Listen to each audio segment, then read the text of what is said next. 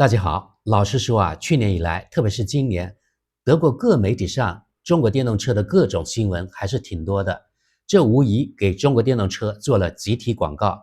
至少在很多德国人的潜意识里，他们已经知道了中国有电动车，而且来势汹汹，电池技术比德国好，车的价格比德国的低很多。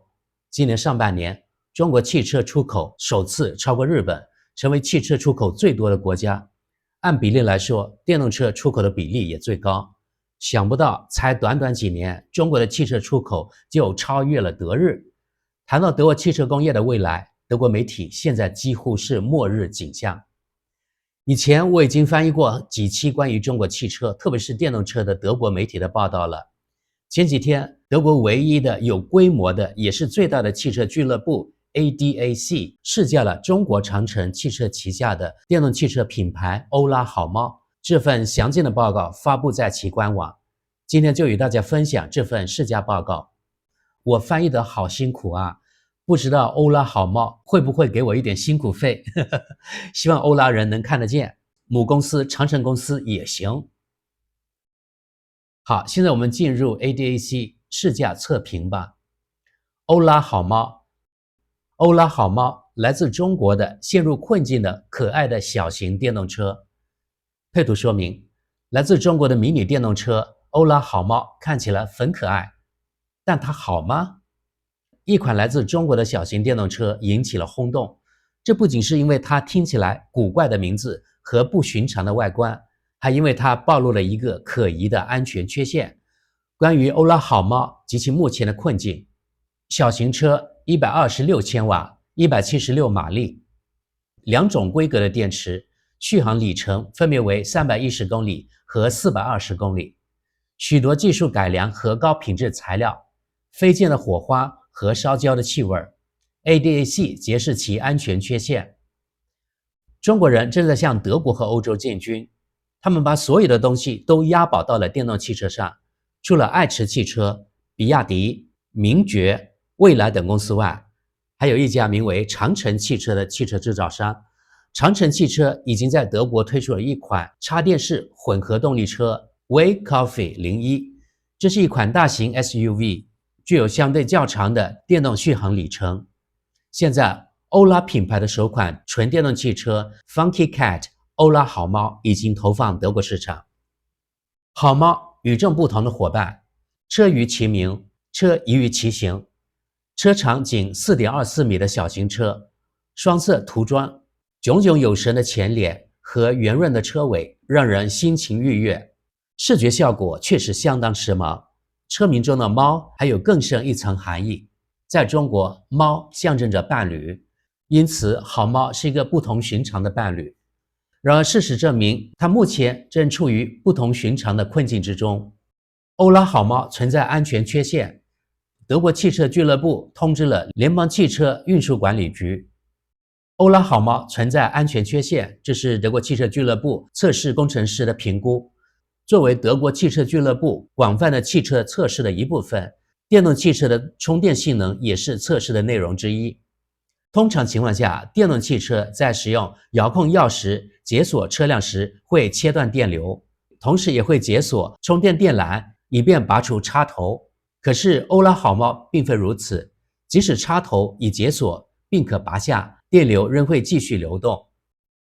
为此，长城汽车给出了这样的解释：欧拉好猫的开发和认证过程中，长城汽车与作为独立测试和质量保证机构的 TÜV 和 IDIADA 紧密合作，始终将车内人员的安全放在首位。长城汽车向我们确认，充电技术完全符合适用的法规和标准，在所述条件下按照适用标准为车辆充电，对用户是安全的。可是德国汽车俱乐部并不认可这一说法，并已将测试结果告知联邦汽车运输管理局 KBA。 此外，德国汽车俱乐部还呼吁制造商立即修改解锁充电连接和终止车辆侧充电过程的功能，并在技术上排除在未事先断开电源的情况下解锁的功能。一组图片，小型电动车详细介绍。然后我们可以看到是该车各个角度、各个细节的图片。在这里我们就不一一展示了。驱动系统让驾驶乐趣无穷。欧拉好猫的驾驶性能与众不同，凭借126千瓦、171马力，但是上面我看的是176马力，我估计它这个原文有错。我们继续往下，这款电动迷你车可以肆意驰骋，仿佛没有明天。这种动态印象，一方面源于驱动系统必须应对相对较轻的车重，该车重仅1615公斤。考虑到车底的63千瓦时电池组，这并不算什么。因此，250牛米的扭矩可轻松为电动汽车提供动力。另一方面，欧拉在横向动力方面也令人信服，得益于灵敏的电子控制系统，它能出色地驾驭各种弯道，有一种卡丁车的感觉。与之相匹配的是转向系统的直接响应和出色的制动性能。据悉，顶配版本的63千瓦时电池续航里程可达420公里。另外，还有一款配备48千瓦时电池的车型，据说在无需另外充电的情况下，欧拉好猫的续航里程可达310公里。对于小型车而言，这两种续航里程都相当可观。欧拉的充电时间并不理想，在交流电 AC 情况下，它最多可充11千瓦，在直流电快充上最多可充64千瓦。对于一款新设计的电动汽车来说，这是相当落后的技术。我们看右图，驾驶的乐趣。欧拉好猫的运动风格与电动迷你车相似。监控传感器令人讨厌。令人恼火的是，欧拉好猫的车载系统不断向司机提出善意的建议，例如，如果您操作得当，刚刚行驶的距离本可以用更少的电来完成，或者请司机不要心不在焉，而应集中精力驾驶等等。司机监控系统通过摄像头检测司机的视线方向，负责吸引司机的注意力。要想被警告，只需将视线从侧窗或仪表板中间的触摸屏上移开几秒钟，而不是直视前方的道路即可。频繁的警告和提示会在短时间内让司机抓狂。另外，语音助手也是如此，它远不能理解自由语言的命令，即使是简单的地址输入，有时也无法正确识别。此外，在操作工程学方面也存在缺陷。操作问题不仅是由于一些子菜单造成的，可见的功能单元也不一定能保证使用的乐趣。例如，中央触摸屏的字体和控制区域太小，驾驶时需要高度集中注意力，这些都是不应该出现的情况，需要制造商加以改进。从积极的一面来看，欧拉好猫拥有许多可爱的细节，无论是漂亮的圆形前大灯、中控台上的镀铬活动开关、别致的自动选择杆，还是智能车钥匙，它让你心跳加速。外小内大，凭借4.24米的车长、平稳的转向和较小的转弯半径，欧拉好猫注定适合城市交通。但车内空间如何呢？前排乘客可享受到非常舒适的车内环境，全景式车顶和浅色植物顶棚带来的充足光线增加了这种感觉。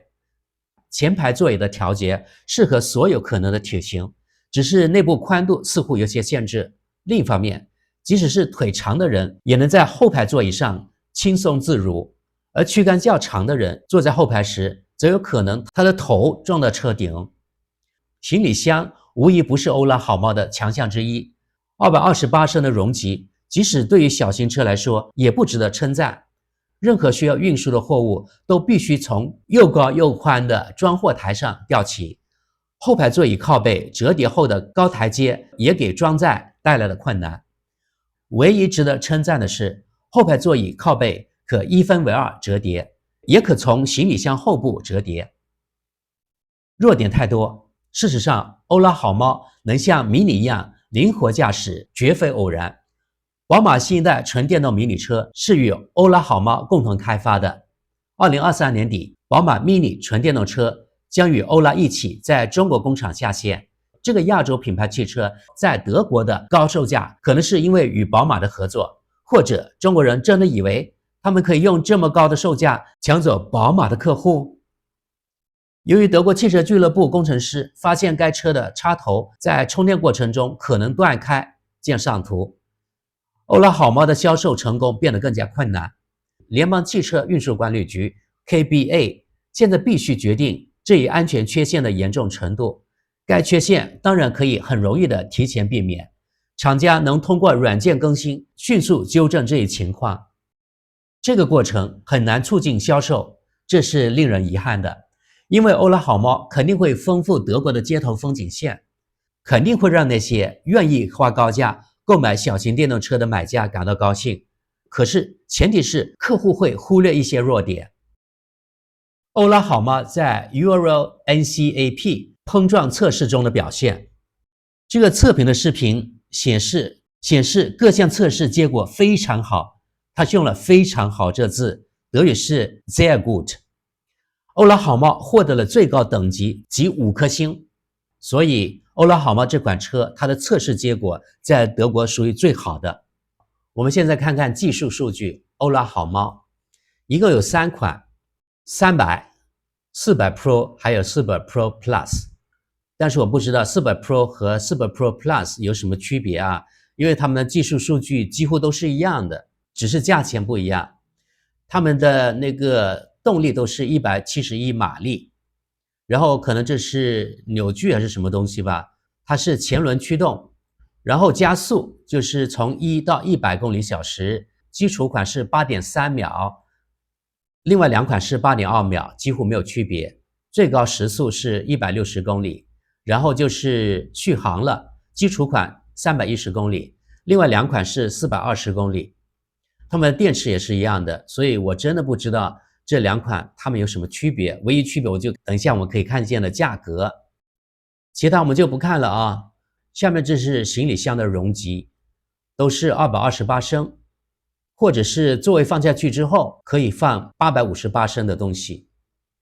车的重量是1615公斤，可以拉货355公斤，质保是5年期。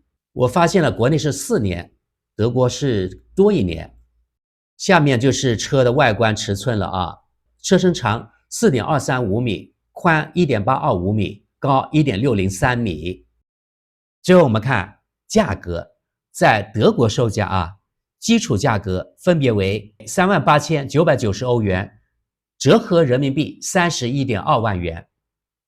另一款 44,490 欧元，折合人民币 35.5 万元。还有第3款 47,490 欧元，折合人民币38万元。